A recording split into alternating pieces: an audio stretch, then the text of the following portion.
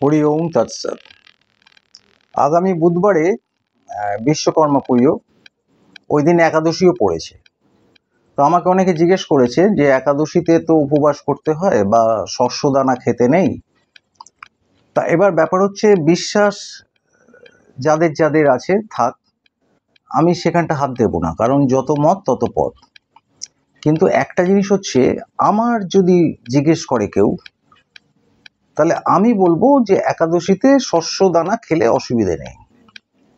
এবার আপনি বলবেন যে আপনি একটা বিধান দিচ্ছেন। বিধান নয়, এক্সাম্পল। আমার মতে একাদশীতে আপনি সব কিছুই খেতে পারেন, যেটা স্বাভাবিকভাবে খান আপনি। এবার কেন, একটা একটা প্রচলিত একটা থিম বিশ্বাস আছে অনেকের, যে একাদশীর দিন শস্য দানায় পাপ থাকে।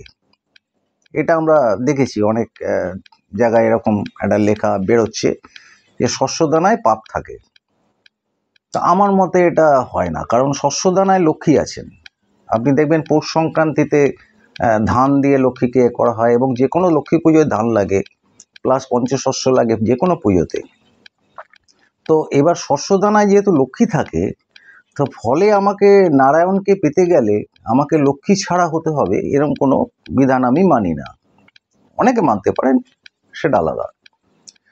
এবার ব্যাপার হচ্ছে যে আপনি অল ওভার ইন্ডিয়াতে দেখবেন নন বেঙ্গলিরাও অনেক সময় মদনমোহন পুজো করেন, শ্রীকৃষ্ণের পুজো করেন, এবং প্রাইভেট মন্দির আছে অনেকের বাড়িতে রাধাকৃষ্ণ আছে, অন্নভোগ হয়।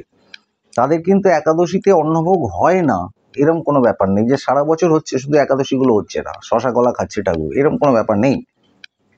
কোনো সম্প্রদায়ের ব্যাপার হলে আলাদা কথা, কিন্তু সম্প্রদায় ছাড়া যারা আছে, হ্যাঁ, তাদের কিন্তু এরকম কোনো ব্যাপার নেই। আরেকটা যদি বলেন, তো ঈশ্বর তো সবই এক। কালী তো, কৃষ্ণও তো কালী হয়েছেন, কালী রূপে উনি দেখা দিয়েছিলেন রাধার স্বামীকে, আয়ন ঘোষকে। তা কালী কৃষ্ণ সবই তো এক, সবই ব্যাপার।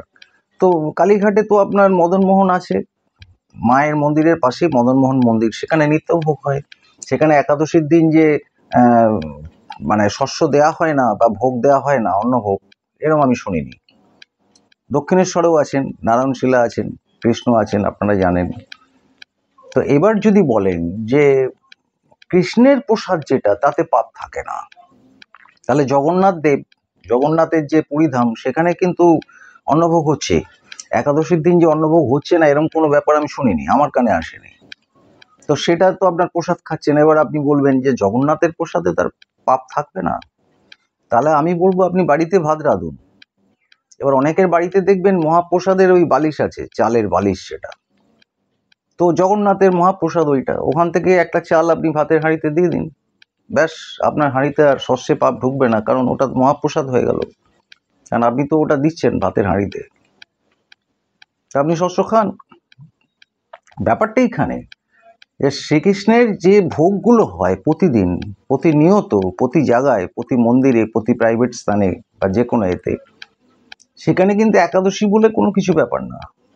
আপনি যে কোনো গৌড়ীয় মঠে গিয়ে দেখুন, তাদের কিন্তু অন্নভোগ দিচ্ছে শ্রীকৃষ্ণকে, যে একাদশীর দিন তারা দিচ্ছে না তা নয়।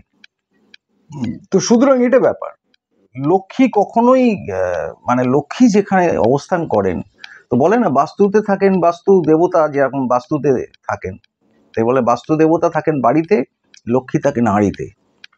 তো সুতরাং শস্যের মধ্যে লক্ষ্মী আছেন, সেখানে পাপ ঢুকবে কি করে? অসম্ভব ব্যাপার। আর আমি এই বয়সে শ্রীকৃষ্ণকে পাওয়ার জন্যে বা নারায়ণকে পাওয়ার জন্যে লক্ষ্মী ছাড়া হতে পারবো না, এটা অসম্ভব, আমার বিশ্বাস এইটা। আর যেখানে লক্ষ্মী থাকেন সেখানে পাপের কোনো সিন নেই, আমি বিশ্বাস করি। সুতরাং একাদশীর দিন আমি সব খাবো, যদি কেউ মাছ মাংস খাওয়ায় আমার আপত্তি নেই। ভালো থাকুন। হরি বল, হরি বল।